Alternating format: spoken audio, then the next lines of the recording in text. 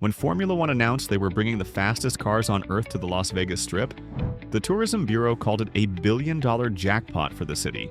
Clark County commissioners handed over nearly 4 miles of public streets without asking for a single dollar in compensation.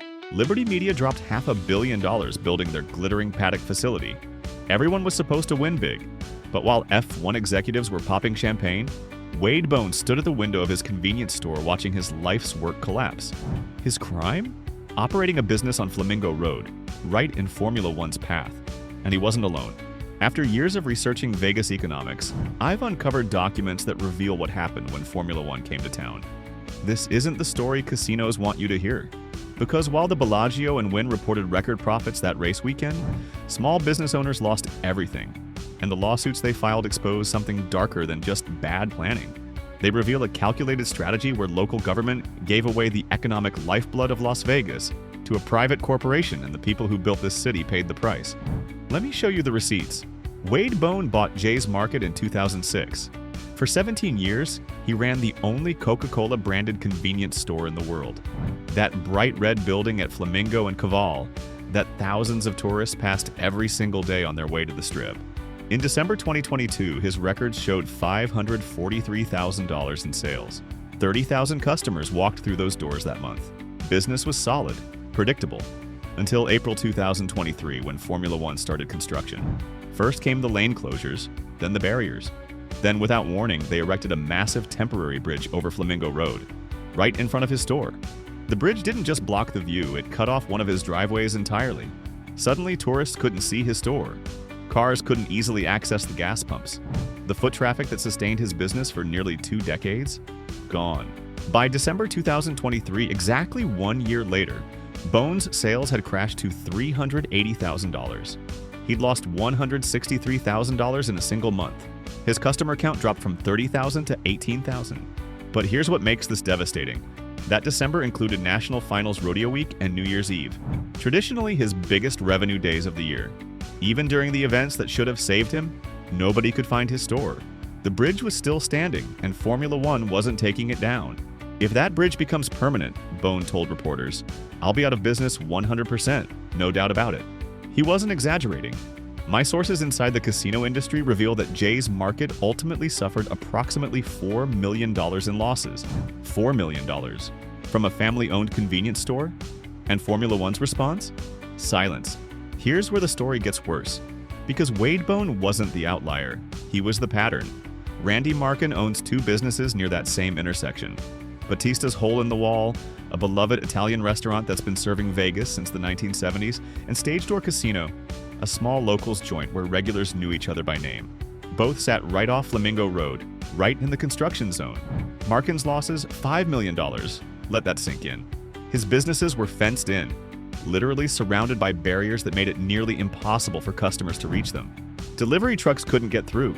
Some vendors stopped showing up entirely. Trash that normally got picked up daily, it sat for days because the trucks couldn't access the property. Workers who used to make $1,000 a night in tips suddenly took home $25. We had 100 to 200 cancellations every single night, Markin said. His voice cracked when he described watching his servers. People with mortgages, car payments, kids in college, unable to pay their bills. While inflation and the costs of living were rising, we were unable to give normal raises or bonuses to employees. And it gets worse. After analyzing the lawsuit documents, I discovered that 7 businesses in the Flamingo-Koval corridor reported losing a combined $23 million. Jay's Market, Battista's, Stage Door, Ellis Island, Ferraro's Ristorante, Las Vegas Souvenirs and Gifts, and Arco. $23 million extracted from family-owned businesses so Formula One could stage a 90-minute car race. But the real kicker? The race that supposedly generated $1.5 billion in economic impact for Las Vegas in year 1? That number dropped to $934 million in year 2. A $566 million decline. Formula One promised a golden goose. What they delivered was financial devastation for the people who actually live here. Now let me introduce you to the people who made this possible, because this didn't happen by accident. This was orchestrated. Steve Hill, head of the Las Vegas Convention and Visitors Authority, was the one who sold Clark County commissioners on the race. Hill painted a picture of global exposure, billion-dollar impacts, hotel revenue. He brought his friend, consultant Jeremy Aguero, to back him up with rosy projections. Together, they convinced county officials to hand over 3.8 miles of public roads, including the strip itself, to Liberty Media, Formula One's parent company. No compensation, no community input, no traffic study to determine the impact on local businesses. Here's what the lawsuit alleges. Clark County fast-tracked the approval of the F1 race without requiring F1 to comply with the standard permitting and approval process. They waived time limitations. They skipped the special use permit that would have required community notification. In February 2023, commissioners passed a resolution allowing F1 to do whatever they wanted as long as the race happened the week before Thanksgiving. No additional meetings required. Think about what that means. A private corporation got to shut down the most valuable real estate corridor in America, the Las Vegas Strip. And county officials didn't even ask them to follow normal procedures.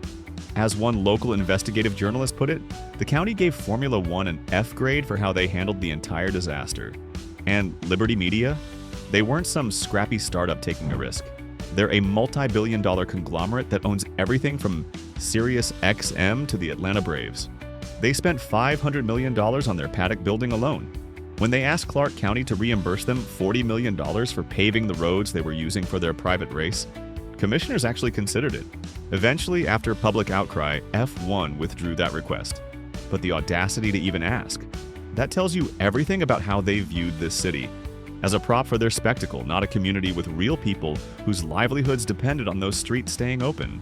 Renee Wilm, who served as CEO of the Las Vegas Grand Prix, later admitted the truth in legal documents. We did a startup with no playbook. Translation? They had no idea what they were doing, and local businesses paid the price for their incompetence. But the financial losses were just the beginning of the nightmare. Because when you shut down 4 miles of the busiest corridor in Nevada for 9 months, the damage ripples outward like a shockwave. Employees suffered first. Servers at Battista's who relied on tips saw their income evaporate overnight. Some couldn't make rent. Others left for other jobs, gutting the restaurant of experienced staff that took years to build. At Jay's Market, Bohn had to make impossible choices. Cut hours, freeze wages, watch people who'd been loyal to him for years struggle to survive. And it gets worse. Because in hospitality, your reputation is everything. When customers can't reach you for months on end, they find alternatives. They build new routines. They forget you exist. That's what happened to Randy Markin. His regulars, the locals who'd been coming to Stage Door for decades, stopped showing up. Even after the construction ended, they didn't come back. The temporary bridge that devastated Jay's Market, it stayed up for 2.5 months after the race, right through Super Bowl 58, which should have been a massive revenue opportunity. Instead, it was another month of bleeding money, while Formula One dismantled their playground. Meanwhile, vendors and suppliers faced their own hell. Delivery trucks that used to make their rounds in 30 minutes suddenly needed hours just to navigate the closed streets and barriers. Some gave up entirely and refused to service businesses in the F1 zone. That meant owners like Markin had to drive across town themselves to pick up supplies, wasting time they should have spent running their businesses. The psychological toll can't be measured in dollars. These aren't corporate chains with deep pockets and investor funding. These are family businesses built over decades. Battista's opened in the 70s. Stage Door has been a neighborhood staple since 1976, founded by Ron Markin and passed down to his son Randy after Ron died in 2017. Jay's Market was Wade Bohn's dream, the business he'd invested 17 years of his life building. And Formula One treated them like collateral damage. "We don't need F1, Bohn said, his frustration palpable. "Vegas is its own animal. They need us." He was right.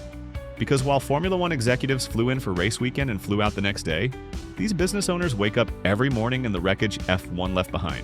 And here's the cruelest twist. Clark County approved a 10-year deal. Formula One can do this 9 more times. Let me show you what happens when a city actually protects its residents. Because Formula One races in other locations, Austin, Miami, and those cities made very different choices. In Austin, the Circuit of the Americas was purpose-built on land outside the city center. It's a permanent facility that doesn't disrupt local businesses at all.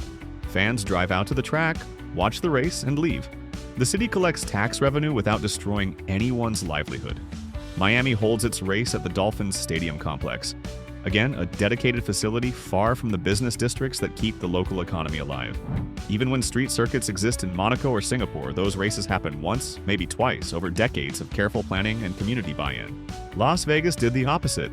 They let Formula One commandeer the Strip itself, the single most important economic artery in southern Nevada, and then acted shocked when small businesses couldn't survive 9 months of construction hell. The city of Las Vegas actually rejected Formula One's initial proposal years earlier because Mayor Carolyn Goodman knew local businesses wouldn't support it. But Liberty Media went around the city and pitched Clark County instead. County commissioners, dazzled by Steve Hill's promises and Jeremy Aguero's projections, said yes without asking the hard questions. Compare that to how Vegas used to handle mega events. When the Super Bowl came to town in February 2024, it generated an estimated $1 billion in economic impact in a single weekend with minimal disruption. The NFL worked with local businesses, coordinated logistics months in advance, and made sure everyone benefited. That's what a real partnership looks like. Formula One did the opposite. They built fences, they blocked access, they erected bridges that cut off storefronts. And when business owners begged for help, F1 representatives said they'd continue having constructive conversations while doing absolutely nothing to stop the bleeding. It wasn't until businesses started filing lawsuits that Formula One even pretended to care. By 2024, after facing massive backlash, Formula One reduced the construction period from 9 months to 17 weeks. Too late for the businesses that had already lost millions. Emily Prazer, who took over as Las Vegas Grand Prix president in early 2025, finally admitted what everyone already knew: we should have taken more time. We made mistakes. Those mistakes cost real people everything. So what happened when the lawsuits finally landed on Liberty Media's doorstep? Let me walk you through the legal battle that exposed just how ruthless Formula One's strategy really was. In September 2024, Randy Markin filed suit on behalf of Battista's and Stage Door, seeking damages exceeding $50,000, though his actual losses topped $5 million. The lawsuit didn't just demand money. It accused Clark County and Formula One of wrongful interference with business rights, improper permit fast-tracking, and creating an existential threat to businesses that had survived for decades. Ellis Island Hotel and Casino filed their own lawsuit in April 2024. Ferraro's Ristorante joined the legal fight in September. Jay's Market considered filing but ultimately held off, waiting to see how negotiations played out. All of them made the same argument. Formula One and Clark County prioritized corporate profits over community survival. And here's where it gets interesting. Liberty Media's response wasn't to apologize or make things right. It was to lawyer up and fight. They refused to comment on pending litigation. They stonewalled settlement talks. According to spokesperson Lisa Mayo DeRiso, who represented multiple affected businesses, Formula One gave repeated assurances of a resolution that never materialized. The businesses showed F1 their tax records proving the losses. Formula One never even made a counteroffer. There was no counter, Randy Markin said. We showed them what the numbers were. They saw it. They never countered. They never came up with a different offer. By August 2025, the lawsuits finally reached partial settlements. Details remain undisclosed, but court documents show Battista's and Stage Door's claims were dismissed with prejudice, meaning they can't file the same lawsuit again. Jay's Market reached a private agreement. Ellis Island not only settled but announced a partnership with Formula One to host a spectator zone during future races. Translation? F1 paid them off and turned them into a marketing asset. But one plaintiff is still fighting: RDGLV LLC, the landlord that owns the property where Battista's and Stage Door operate. Their lawsuit alleges that Formula One's disruptions, past and future, have severely damaged the value of their property. They're not backing down, and they shouldn't. Because settling these lawsuits doesn't undo the damage. It doesn't bring back the customers who never returned. It doesn't restore the years of reputation these businesses lost. And it doesn't change the fact that Clark County still has a contract allowing Formula One to do this for 8 more years. Here's what nobody wants to admit. Formula One didn't fail because of bad planning or insufficient community outreach. They failed because their business model requires sacrificing local businesses to create a spectacle for wealthy tourists. That's not a bug, that's the feature. The economic impact numbers tell the real story. Year 1, $1.5 billion, inflated by the $500 million construction project. Year 2, $934 million, because the construction was done and the novelty had worn off. But those numbers don't account for the $23 million small businesses lost. They don't factor in the employees who couldn't pay rent, the vendors who gave up on the area, or the permanent customers who found new places to shop and never came back. Liberty Media got their race. Steve Hill and the LVCVA got their global exposure. Big casinos like Wynn and Bellagio posted record profits, and people like Wade Bohn and Randy Markin, they got bankruptcy threats and legal bills. This is what happens when local government treats its own citizens as expendable, when commissioners prioritize corporate interests over the people who built this city, when consultants promise billions while ignoring the millions lost by families who can't afford lawyers and settlement negotiations. You want to know the worst part? Clark County gave Formula One 3.8 miles of public roads without asking for a single dollar in compensation. Not a franchise fee, not a revenue share, nothing. They just handed over the Strip, the most valuable real estate in Nevada, to a private corporation and let them do whatever they wanted. As one county commissioner admitted during a debrief session, there were big winners and big losers. The winners drove away in Ferraris. The losers are still trying to figure out how to survive. So here's my question for you. If this happened in your neighborhood, if your government shut down your street for 9 months so a billionaire could throw a party, would you call it economic development? Or would you call it what it really is? Theft? Drop a comment below and tell me, have you or someone you know been impacted by F1 in Vegas? Did you see these businesses suffering firsthand? And more importantly, do you think Formula One should be allowed to keep doing this for the next 8 years? Let me know your thoughts. If this video opened your eyes to what's really happening in Las Vegas, hit subscribe. I'm not done investigating this story, and neither should you be. Because the next time Formula One promises a billion-dollar jackpot, remember Wade Bohn staring out his window at an empty store. Remember Randy Markin's servers making $25 a night. Remember the families whose businesses didn't survive the economic boom. Vegas deserves better than this, and so do you.